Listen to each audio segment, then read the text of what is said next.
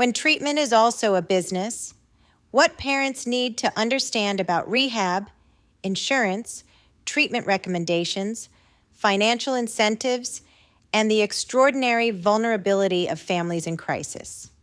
There is a question I want every parent listening to this episode to become comfortable asking, particularly when you are frightened enough that another professional is recommending residential treatment, wilderness treatment, therapeutic boarding school, intensive outpatient care, sober living, extended care, or another expensive intervention for your child. Who benefits financially from the recommendation I am being given, and how would I know? That question does not make you cynical, oppositional, anti-treatment, or unwilling to help your child. Because healthcare institutions require revenue in order to operate, clinicians need to be compensated for their expertise. Treatment facilities require employees, buildings, insurance, food, medical personnel, therapists, transportation, regulatory compliance, and administrative infrastructure, and none of those realities automatically compromises the quality of care. What it does mean is that parents need to understand something extraordinarily important about the behavioral health system. The professional standing in front of you may genuinely care about your child while simultaneously working inside an organization that has economic interests of its own, and sophisticated decision-making requires us to hold both truths at the same time. This becomes especially important when we return to the Reiner family, because public reporting indicates that Nick Reiner moved through at least 18 treatment facilities over approximately a decade, and that those programs were paid for by his parents. We do not have the family's private insurance records, itemized invoices, reimbursement statements, out-of-network benefits, deductibles, appeals, or records showing exactly how each placement was financed, which means I am not going to pretend we know whether Rob and Michelle paid every dollar themselves or whether insurance reimbursed portions of particular episodes of care. What we do know is that repeated residential and specialized treatment can represent an extraordinary financial undertaking. And when parents are simultaneously terrified that their child may overdose, disappear, become homeless, relapse, deteriorate psychiatrically, or die, they are entering a marketplace at the precise moment when their ability to evaluate information dispassionately may be at its lowest. That is what I want this episode to examine. Not whether treatment is good, not whether rehabilitation is bad, and not whether professionals should be trusted, but how a parent thinks clearly when the person recommending treatment may know considerably more about addiction than the parent, while also participating in a system that earns revenue from providing treatment. Because when the stakes are your child's life, asking questions is not disrespectful. It is informed consent. Welcome back to the Path to Peace Therapy podcast and Dear Reality TV lover, Reality Case Studies, where we take the stories playing out in popular culture and reality television and use them as case studies to understand the psychology underneath what we are watching. I'm Stephanie Buckley. I'm an AMFT, ADHD, and OCD specialist, integrative mental health practitioner, and family systems coach. And throughout this series, my goal is not to diagnose people I have never treated or to reduce extraordinarily complicated families to a headline. My goal is to put on what I like to call my therapist's glasses and ask a different set of questions.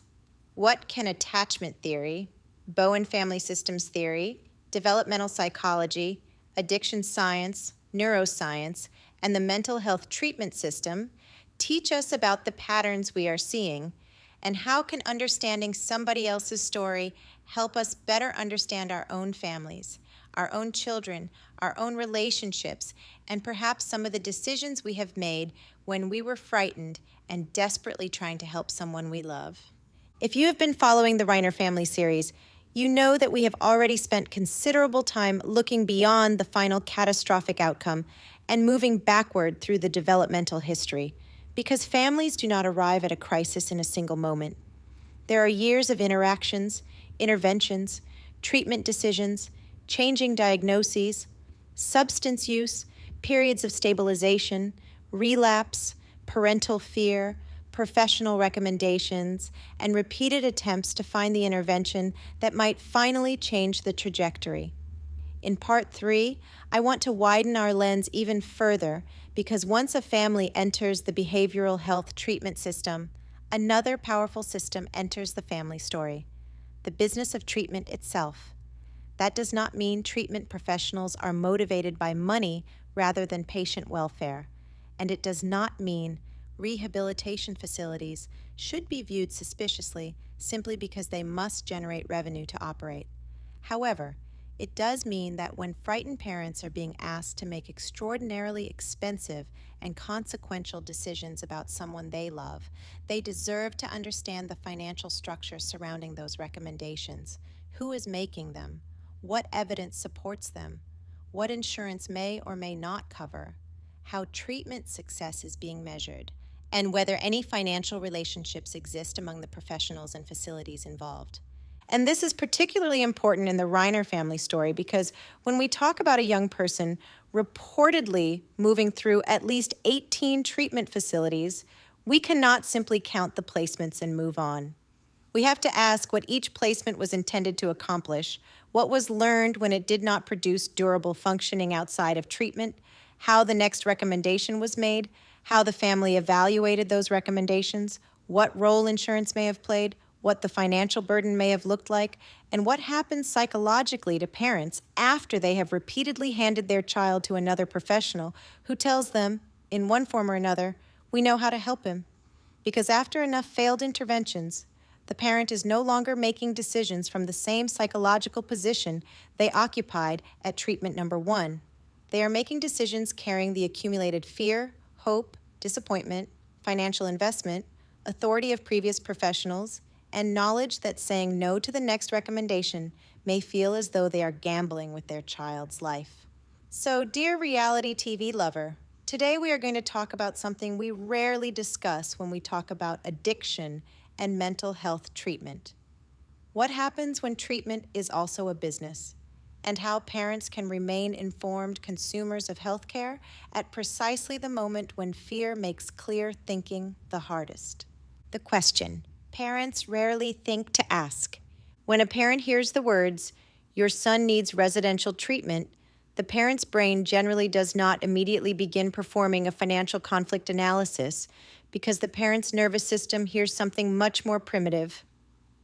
My child is in danger and somebody appears to know what to do. That is exactly when authority bias can become important. Authority bias describes our tendency to assign greater credibility to recommendations made by people we perceive as experts, particularly when we ourselves feel uncertain. In medicine, psychology, psychiatry, and addiction treatment, some degree of authority reliance is necessary because patients and families seek professionals precisely because professionals possess expertise they do not possess. The danger appears when respect for expertise becomes the assumption that expertise eliminates competing incentives, uncertainty, disagreement among professionals, or institutional self-interest. Imagine being Rob or Michelle after another frightening deterioration. You have already tried something your child is using again, and perhaps another professional tells you that outpatient treatment is insufficient and recommends residential treatment. The recommendation may be entirely appropriate, but the psychologically sophisticated parent still needs to understand who employs that professional, whether the person making the recommendation has any financial relationship with the facility being recommended, whether alternative levels of care were considered, what objective criteria establish medical necessity, what evidence supports this particular program for this particular patient's diagnosis, and what happens financially if the patient remains for 30, 60, 90, or 120 days. Those questions should not be interpreted as accusations. They should be routine. How does a rehab facility stay in business? We need to say something extremely obvious that nevertheless becomes emotionally difficult to remember when a family is desperate. A treatment facility requires patience in order to remain financially viable. A residential facility has beds, and empty beds generally do not generate treatment revenue. The organization has payroll, clinical staff, administrative staff, property expenses, food, insurance, utilities, accreditation costs, marketing, compliance expenses, and numerous other operating costs that continue whether every bed is occupied or not. Depending upon the organization, revenue may come from private insurance, out-of-network insurance reimbursement, self-pay families, public programs, philanthropy, or combinations of those sources.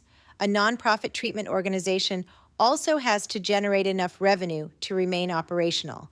Nonprofit does not mean an organization operates without money, salaries, budgets, buildings, fundraising, or financial pressure.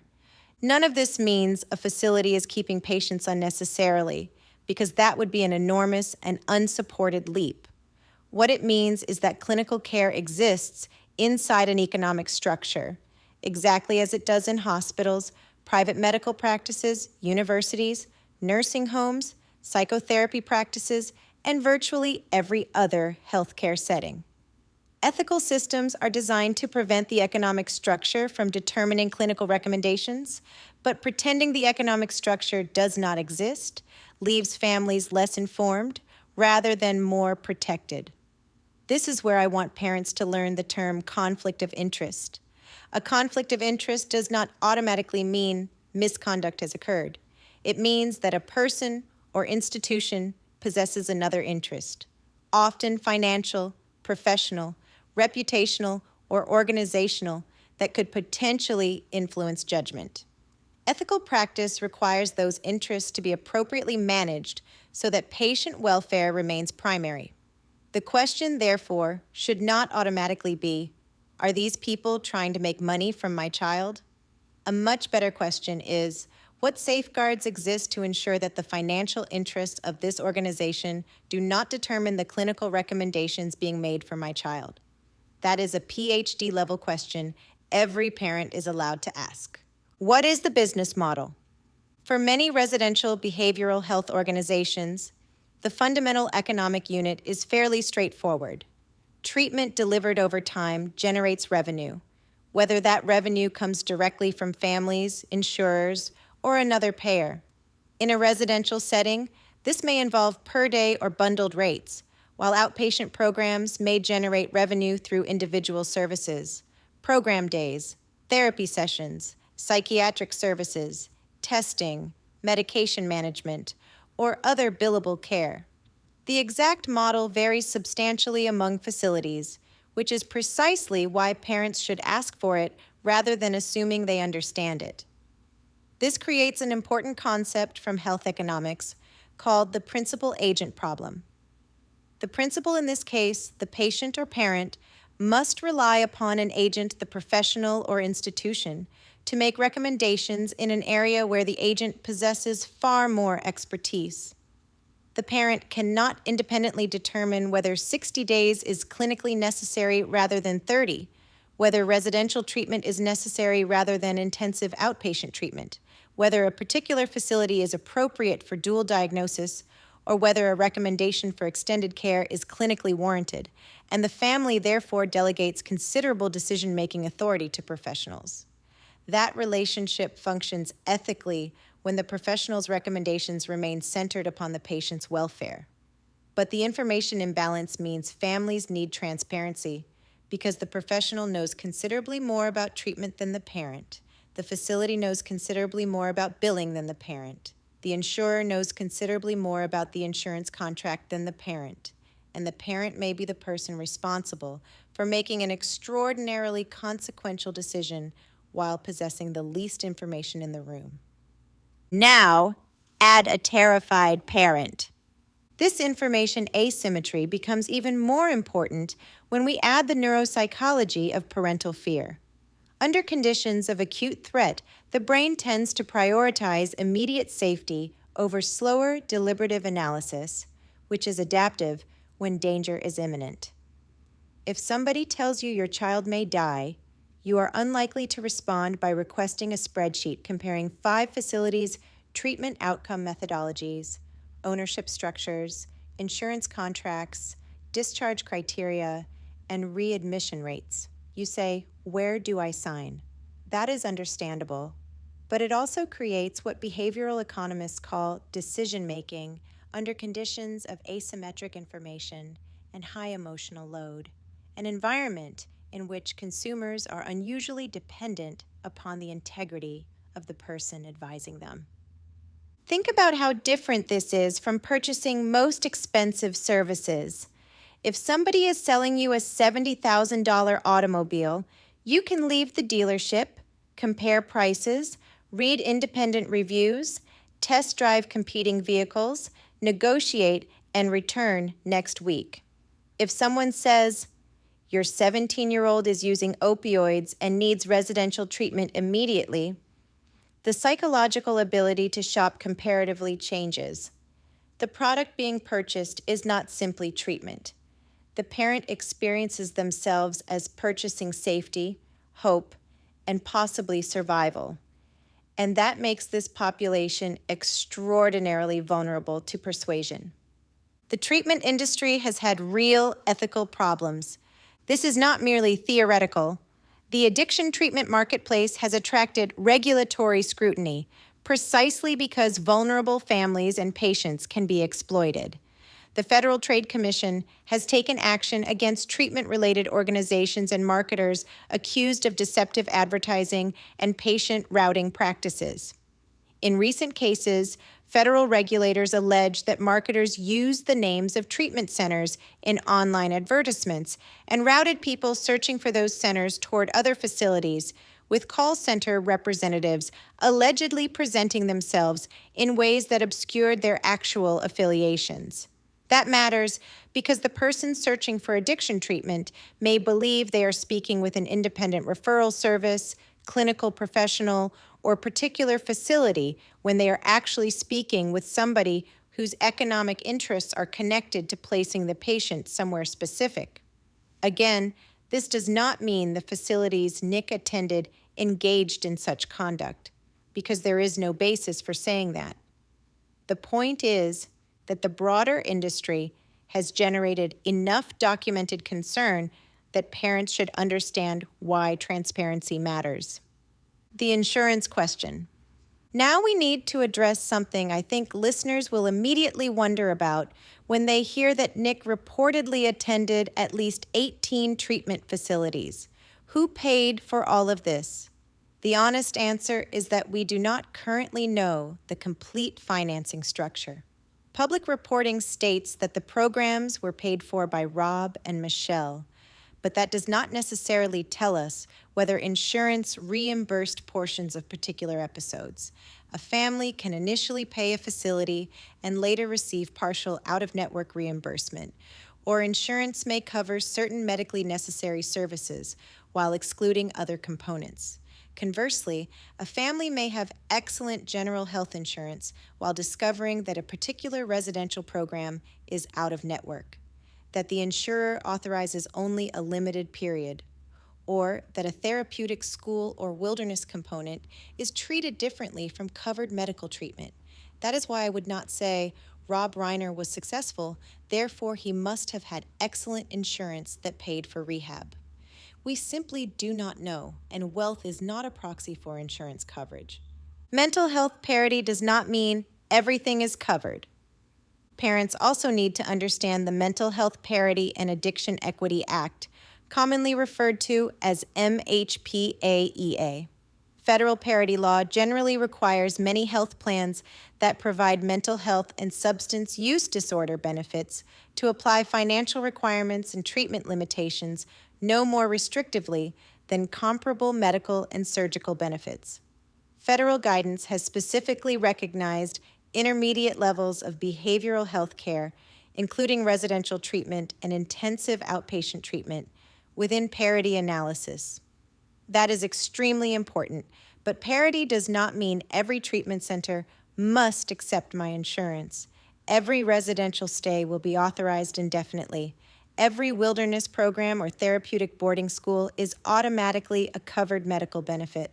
The facility I prefer is necessarily in network, or my insurer and my treatment provider will automatically agree about how long my child needs to stay.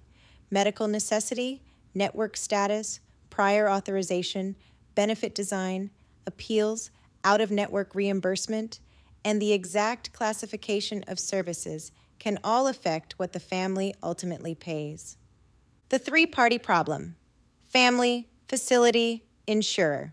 Now, the parent is caught inside an extraordinarily complicated three-party relationship in which the treatment provider may say, "Your child needs more care," while the insurer may say, "We no longer believe this level of care is medically necessary." And the parent is standing between them thinking, "I don't care which one of you is right, I just don't want my child to die." This creates competing incentives that parents need to understand without automatically assuming bad faith on either side. The facility may have legitimate clinical reasons for recommending continued care while also receiving revenue if treatment continues. The insurer may have legitimate utilization criteria while simultaneously having a financial incentive to avoid unnecessary expenditure. The parent has an emotional and attachment-based incentive to choose whichever option appears least likely to result in catastrophe. Everybody at the table can therefore possess a legitimate interest, and those interests are not identical, which is precisely why independent clinical evaluation can become so important. We recommend another 30 days. Imagine your child has completed 30 days and you are sitting in a family meeting when the treatment team says, "We strongly recommend another 30 days." Most parents will hear that statement as a medical conclusion, but an informed parent should politely ask, what specific clinical criteria support that recommendation? What has improved? What remains impaired? What measurable goals have not yet been achieved? What risks would make discharge unsafe? What less restrictive alternatives were considered? What would have to occur for you to recommend discharge? How will another 30 days be different from the previous 30? How are you measuring progress? What is the transition plan? And perhaps the question parents are least comfortable asking: does your organization financially benefit if my child remains here another 30 days? The answer will generally be yes, in the obvious sense that organizations receive revenue for services they provide. That is not the scandal. The important question is whether clinical necessity can be demonstrated independently of financial benefit. The same question applies to referrals. Parents should also ask how the next program was selected. If a residential center recommends a particular sober living program, therapeutic school, wilderness program, psychiatrist, interventionist, transporter, or extended care provider, ask, does this organization have any ownership relationship, referral agreement, financial relationship, shared investors, marketing arrangement, or other affiliation with the program you are recommending? If the answer is no, wonderful. If the answer is yes, that does not automatically mean the recommendation is inappropriate, but parents deserve to know because transparency is not hostility. Transparency is how informed consent works. Now, put Rob and Michelle into that system. Now imagine navigating this process not once, but repeatedly across adolescence and emerging adulthood. Treatment number 1 fails to produce sustained recovery. Someone recommends treatment number 2, and then another professional recommends something different. Perhaps one program believes the problem is addiction, another believes it is behavioral, another focuses on family dynamics, another sees psychiatric illness, another recommends wilderness, another recommends therapeutic boarding school, another recommends extended residential care, another recommends sober living, another psychiatrist changes medication, and another clinician offers another formulation. Meanwhile, mom and dad are trying to answer the only question that really matters to them. What gives our child the best chance of surviving this? That is where repeated professional recommendations can become psychologically powerful, because after enough failed interventions, parents frequently develop what I would call expertise dependency. Their own confidence in parental judgment begins eroding because every previous decision appears to have failed, and the more uncertain they become, the more heavily they may rely upon the next expert. The irony is that Rob himself eventually spoke publicly about regretting that he had listened so heavily to professionals rather than trusting more of his instincts as Nick's father. That statement becomes enormously important in this episode because the question is not whether parents should ignore experts. Absolutely not. The question is whether professional expertise should replace parental observation or inform parental observation. Those are very different models. Treatment failure can create more treatment. There is another phenomenon we need to examine carefully because it can occur without anybody behaving unethically. When treatment fails, the logical response of a treatment system is frequently more treatment. The patient relapses, and the conclusion may be that he needs a higher level of care, longer care, another modality, another program, more structure, extended care, or another psychiatric evaluation, and sometimes that is exactly correct. But after repeated cycles, families should also ask a different question. Are we changing the treatment formulation, or are we simply changing the treatment location? Because sending the same patient through 18 programs is not necessarily 18 different treatment strategies. It may sometimes represent 18 variations of the same fundamental assumption. If we can provide enough external structure for enough time, eventually the structure will become internal. But as we discussed in part 2, that transfer is not guaranteed. The sunk cost effect. Then another psychological process enters the family, the sunk cost effect, our tendency to continue investing in something partly because we have already invested so much. Imagine you have spent enormous amounts of money, years of family therapy, travel, treatment, psychiatry, medication, another program, another discharge, and another relapse. At some point, stopping can feel psychologically equivalent to saying, everything we did was wasted. So the next treatment becomes emotionally connected not only to hope for the future, but also to justification of everything that came before. This is not unique to wealthy families. Parents without significant financial resources do the same thing with time, emotional energy, retirement savings, second mortgages, relationships, careers, and their own physical health. The currency changes. The psychological investment does not. The hope economy. I want to introduce another phrase here. The hope economy. Behavioral health care frequently operates in a marketplace where what families are ultimately purchasing is not merely therapy hours, room and board, psychiatric evaluation, or group sessions. They are purchasing the possibility of a different future. That is not inherently exploitative because hope is a legitimate component of treatment. But hope becomes dangerous when marketing language outruns evidence. A frightened parent is exceptionally susceptible to phrases such as, "We specialize in kids exactly like yours. This is what he needs. We've seen this before. We can help him. He needs 90 days. Or, if you bring him home now, you're putting him at risk." Every one of those statements could potentially be clinically appropriate, but everyone deserves evidence. What parents should ask before signing. I want every parent listening to this episode to understand that asking questions does not make you a difficult parent. Before committing to expensive behavioral health treatment, ask who owns the facility, whether it is for-profit or nonprofit. Who is making the clinical recommendation? What licenses those clinicians hold? What evidence supports the treatment model for your child's diagnoses?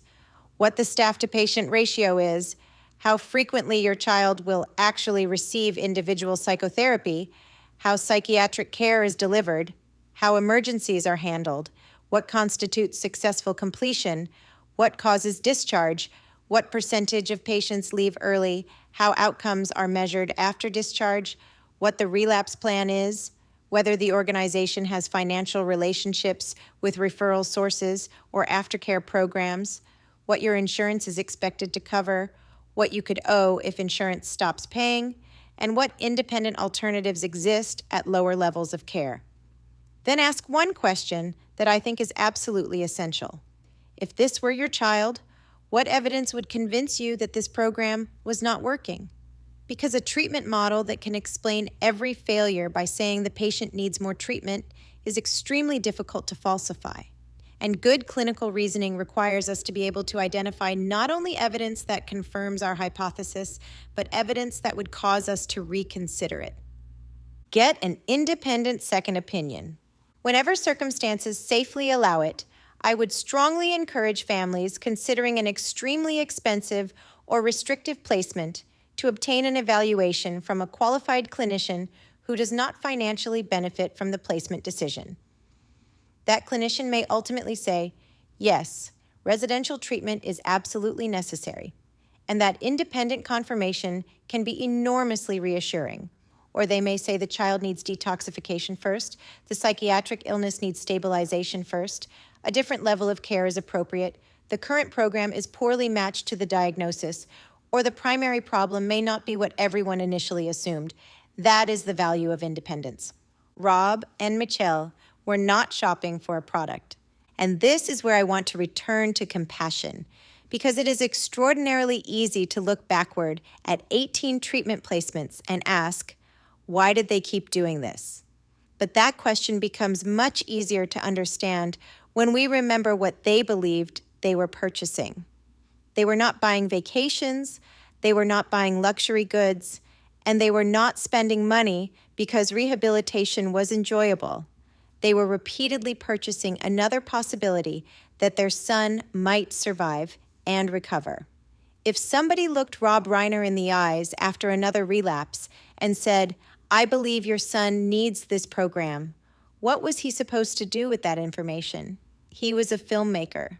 He was not an addiction psychiatrist. He was not an addiction medicine physician, and he was not a neuroscientist. He was a father. And the professional standing across from him presumably knew more about addiction treatment than he did. That is precisely why the ethical burden on treatment professionals is so enormous.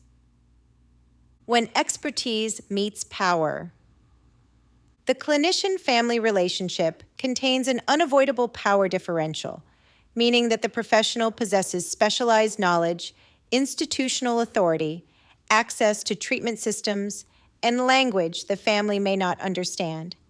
Ethical healthcare does not pretend that power differential does not exist.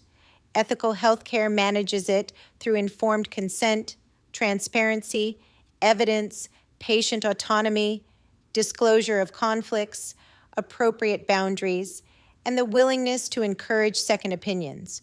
A truly confident professional should not be threatened when a parent asks, why this treatment? Why this facility? Why this length of stay? What are the alternatives? What is the evidence? Who benefits financially? What will this cost us if insurance denies it? How will we know whether it is working? What would cause you to change your recommendation? Those are not attacks. Those are the questions sophisticated healthcare consumers should ask. The family system can become a customer of the treatment system. There is one more Bowen-oriented layer that I think is particularly important. In parts 1 and 2, we discussed how the family could become organized around Nick's instability.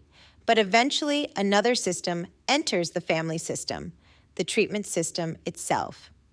Now there are therapists, psychiatrists, treatment centers, insurance companies, admissions coordinators, perhaps educational consultants, interventionists, sober living providers, and other professionals participating in decisions that were once contained primarily inside the family. This can create what systems theory calls an interlocking system, meaning that two systems become reciprocally connected. Nick destabilizes, the family becomes anxious, the family contacts professionals, the treatment system activates, Nick enters treatment, the family's anxiety temporarily decreases, discharge occurs, Nick destabilizes, and the family reactivates the treatment system. After enough repetitions, treatment itself can become part of the family's crisis response pattern. Again, that does not mean treatment caused the crisis. It means treatment became one of the family's primary mechanisms for managing it. The question, we should have asked after Program 5. Perhaps after the first treatment placement, the appropriate question is, did this program work? After the second, it becomes, what needs to change? But after the 5th, 8th, 12th, 17th, or 18th treatment environment, I think the question needs to become considerably larger. What are we learning from the fact that repeated versions of treatment are not producing durable functioning outside treatment? Is the diagnosis correct? Are we treating addiction while missing emerging psychosis? Are we treating behavior while missing neurodevelopmental impairment? Are we treating psychiatric illness while active substance use continually destabilizes it? Is the treatment model appropriate? Is the patient participating? Is the family system inadvertently substituting external regulation for autonomous development? Are transitions poorly designed? Is the patient leaving treatment with too little scaffolding? Are we repeatedly treating crisis without developing a sustainable life outside crisis? And perhaps the most uncomfortable question, have we become so focused on finding the next treatment that we have stopped evaluating the assumptions underneath the treatment cycle itself? This episode is not an argument against rehabilitation. It is an argument for informed rehabilitation. It is not an argument against professionals. It is an argument for transparent professional relationships. It is not an argument against insurance. It is an argument for parents understanding what insurance is paying for, what it is refusing to pay for, and why. And it is certainly not an argument that Rob and Michelle should somehow have known better than every professional they encountered. The opposite may be true. Their history raises the much more important question of what happens when parents repeatedly do what frightened parents are told to do: ask for help. When we tell families to seek professional help, we also owe those families an explanation of the system they are entering, because treatment exists inside healthcare. Healthcare exists inside economics. Economics creates incentives, and incentives do not automatically create corruption, but incentives should never be invisible. Parents deserve to know who owns the facility, who profits from the admission, whether the referral is independent, what the insurance relationship is, what objective criteria determine length of stay, what evidence supports the intervention, how outcomes are measured, what happens after discharge, and whether the professional recommending continued treatment has any financial relationship with the treatment being recommended.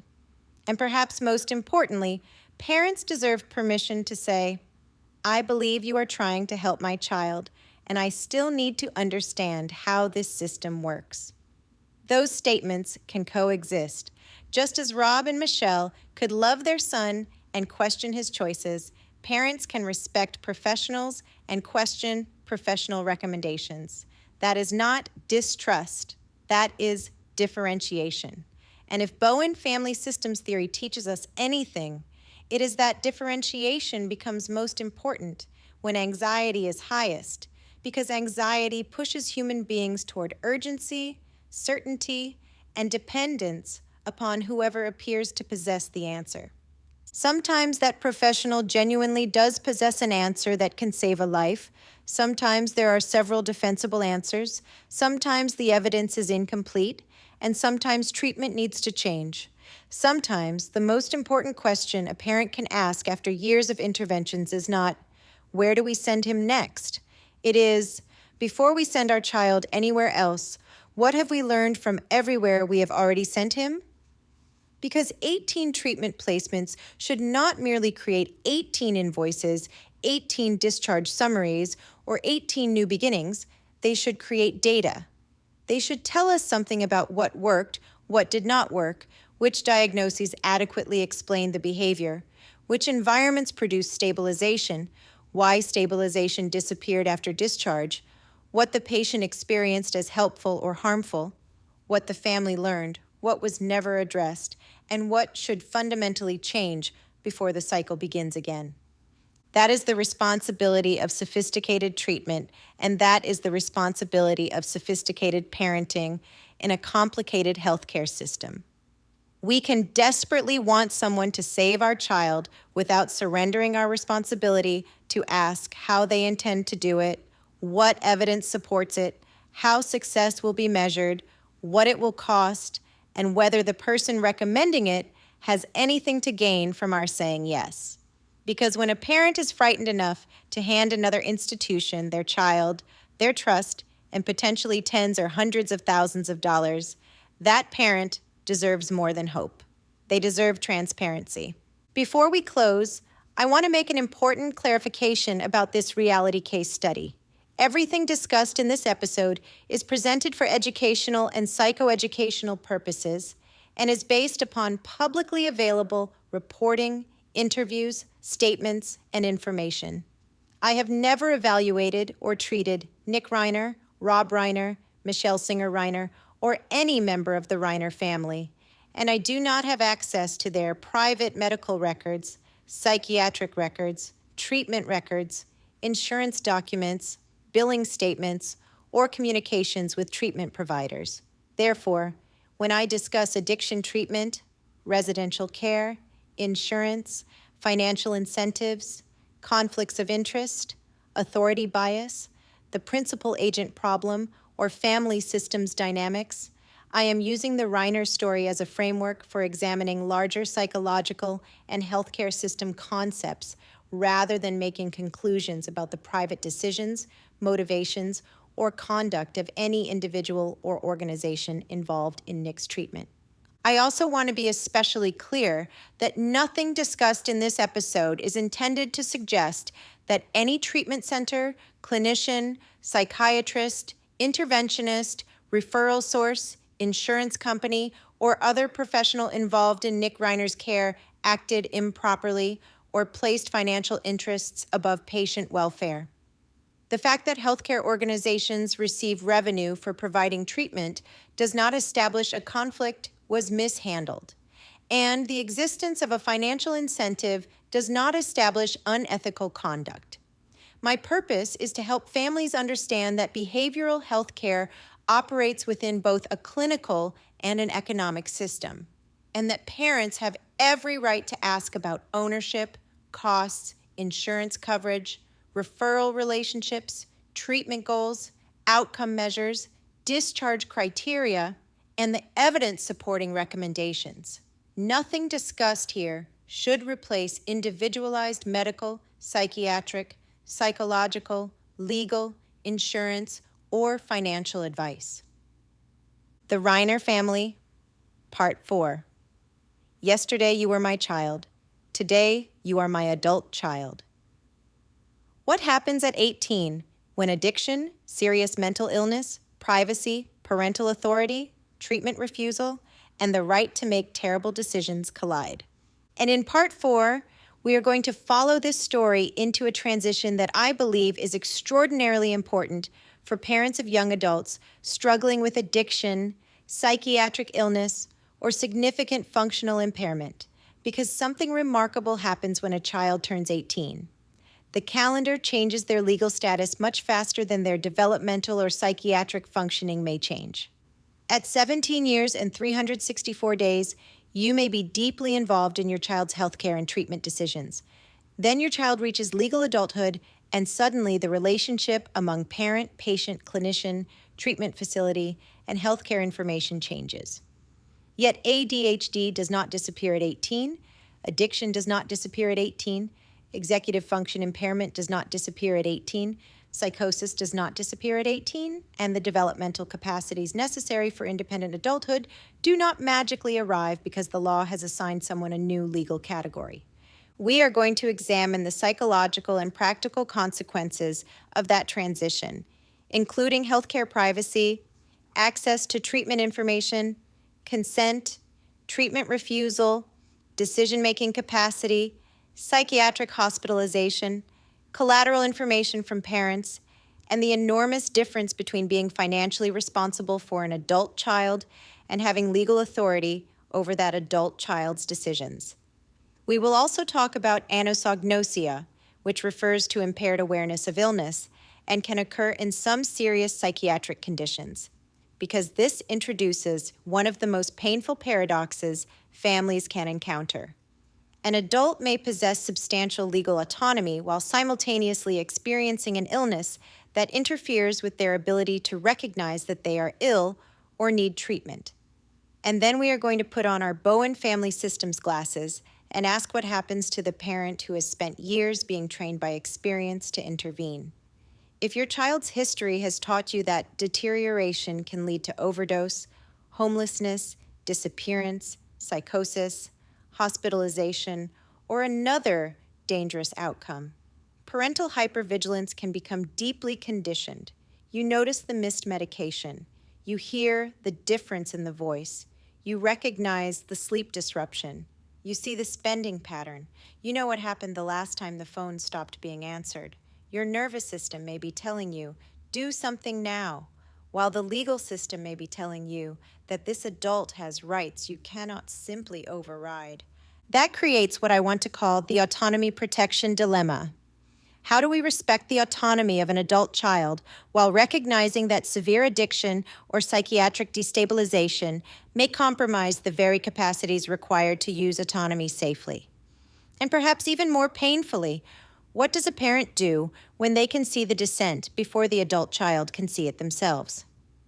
This is also where the Reiner story gives us an opportunity to discuss something much larger than one family. There are parents all over the country paying for an adult child's housing, health insurance, medication, transportation, food, therapy, psychiatric care, rehabilitation, and everyday expenses while discovering that financial responsibility does not automatically confer clinical authority. You can be the person receiving the bill without being the person entitled to receive all of the clinical information. You can be the person called when everything falls apart without being the person who can simply order another adult into treatment. That discrepancy can be extraordinarily difficult for families to understand until they are living inside it. And we are going to ask the question underneath all of this. How does parenting change when authority becomes influence? Because eventually parenting an adult child requires a different form of differentiation. The question becomes less, how do I make you do this? And increasingly, what am I willing to participate in? What will I fund? What information can I provide clinicians even when they cannot disclose information back to me? What boundaries belong to me? What decisions belong to you? What constitutes an emergency? And where does my responsibility end when the person I love has the legal right to make a decision I believe may be disastrous? That is where we are going in the Reiner family. Part 4. Yesterday you were my child. Today you are my adult child. Because 18 is a legal milestone. It is not a neurological finish line. And for families navigating serious addiction and psychiatric illness, the distance between those two realities can become enormous. I'm Stephanie Buckley, an AMFT, ADHD, and OCD specialist, integrative mental health practitioner, and family systems coach, and this is the Path to Peace Therapy podcast. Thank you for joining me for Dear Reality TV Lover Reality Case Studies.